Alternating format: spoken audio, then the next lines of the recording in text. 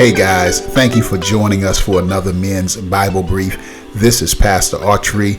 If you can, join us on Wednesday mornings. The info is on the screen. If not, we got you covered right here on YouTube. Well, let's go ahead and join the brief in progress. God bless you.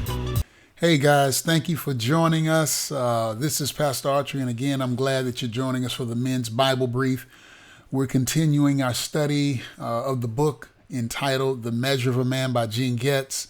Hopefully you have this in your library. It's been a great study. We're on chapter 4. We're going to pick up there. We're looking at a balanced life. And the scripture that Getz gives us is found in 1 Timothy chapter 3, verse 2, where he focuses on two words, the word temperate and self-control. And so we're going to look at these two words that I think captures the idea of a balanced life. And generally when we talk about a balanced life, we're thinking of balancing it between our work and our personal life, or our work and our relationship life, our family life, that kind of balance. And that's not really what Getz is after. What he means by balanced life, I would put it this way as a little principle for us to get. It's balancing living for the moment with living for eternity. That's what he means by a balanced life. Are we living for the moment, or are we living for eternity?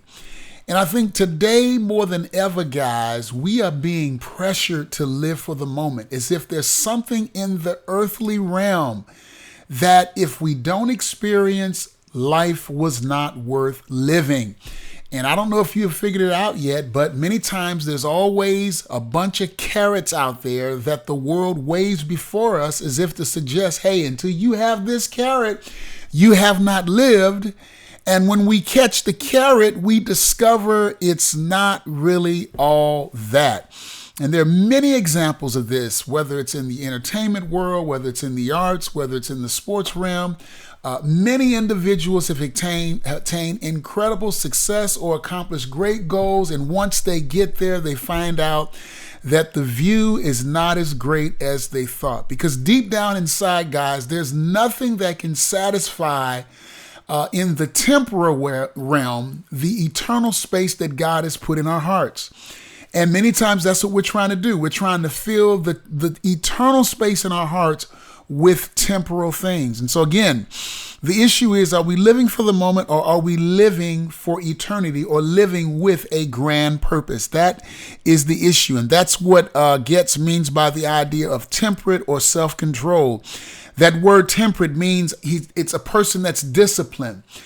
They have a rein on their emotions. It doesn't mean that they're so rigid that they don't express emotions, but it definitely doesn't mean that somehow their emotions are completely unbridled and it just goes with the moment. It goes with the wind. No, either extreme is not good for us, guys. We've got to have a balance. And the balance for us internally begins with living for the moment or living for eternity. So I just want to give you a few things to think about. A balanced man is a man of faith. A balanced man is a man of faith. And here he takes great pride and invests in his faith. Surely there's an element of saving faith, that when God saves us, there's nothing we can do. But there's also the work of faith, or the development of faith, in which God calls us to partner with him in the investment of our faith. And here, guys, we've got to take the initiative to invest in our faith. That's one of the reasons why God gave us the routine, the weekly routine of going to church. Because the Christian faith is about routine. It's about discipline. You know that if you're going to be good at anything, it's something you do consistently over time. You do it daily, you do it weekly, or you do it monthly, but it's something you stay with over time. Likewise, the Christian faith is about discipline, discipleship. Same word for discipleship. We get the idea of discipline. It's the consistency over time. And our faith is something, hey, we can't put it on the shelf. We can't pick it up only in times of trouble. Guys, it's something that we've got to invest in daily.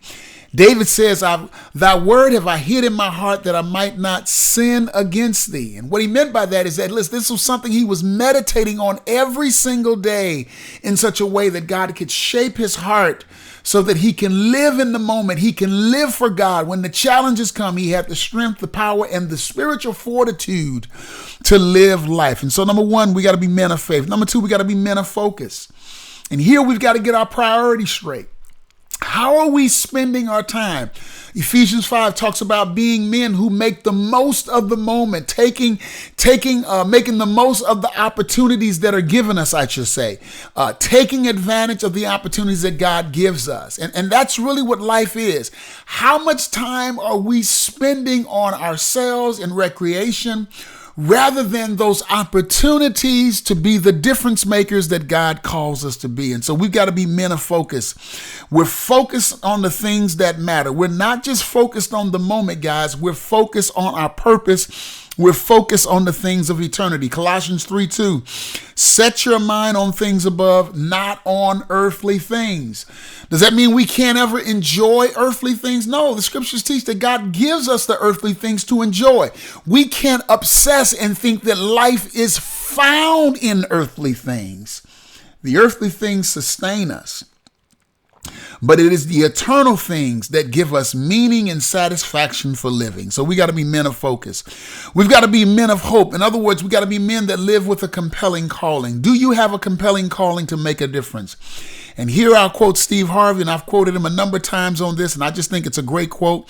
He says, a career is what you get paid for, but calling is what you're made for. And guys, this is a word about having a worthy calling. Many times we can get on the routine, the treadmill of that work or that career, and we find ourselves burning out and dying down, like our batteries are being spiritually drained, and we don't have the energy to continue to go. Maybe because it's more of a career than a calling. And surely we need to earn the money. We got to earn the duckies to pay the bills and to take care of the family and to have the nice vacations and to do the things we like. We need all that. I get that. But at the end of the day, you need something more than a great career. You need something more than what corporate America can offer, or even entrepreneurship. You need a worthy calling in which you make a difference. And so we've got to be men of hope. I would add here men of compassion, which means that gets into making a difference, whether in the political realm or in our communities or in our families. And then finally, and surely not last, men of grace or love. How do we treat people? And here's what we mean, because we don't, as men, like that word love. It's filled with so much emotion. We push back on it. But the strength of a man is measured not by how much he can pick up, but how many individuals he can lift up. In other words, many times we measure our manhood and our strength by what we can lift. But the true measure of a man is by who he can lift, who he can lift up. Can he lift up that young brother who's struggling and didn't have a dad? Can he lift up his own children? Can he lift up the women in his life? Can he lift up his own family? Can he lift up a community? That is what measures us as men. And so let's be men of love. And so our discussion questions very quickly. Number one, how strong is your faith? Are you growing spiritually? Do you have a regular routine to invest in your faith? You got to do it regularly. You can't be a one-off. You can't hit and miss on this. This is something you got to be consistent with if you want to be good at it. Number two, am I living for a calling for God, or am I simply living for the moment? That's a great question. How am I living? Number three, am I known as a man that loves deeply? And here, guys, those who are close to you, how would they characterize you? Would they say you're cold? Would they say you're rigid? Would they say you're mean? Or would they say, hey, here's a man, here's a father, here's a brother, here's a friend that cares and that loves? That's what it means to be a balanced man, guys. We got to be men who don't just live for the moment, but we live for eternity and we live for a purpose. God bless you, and I'll see you in the next video. Take care.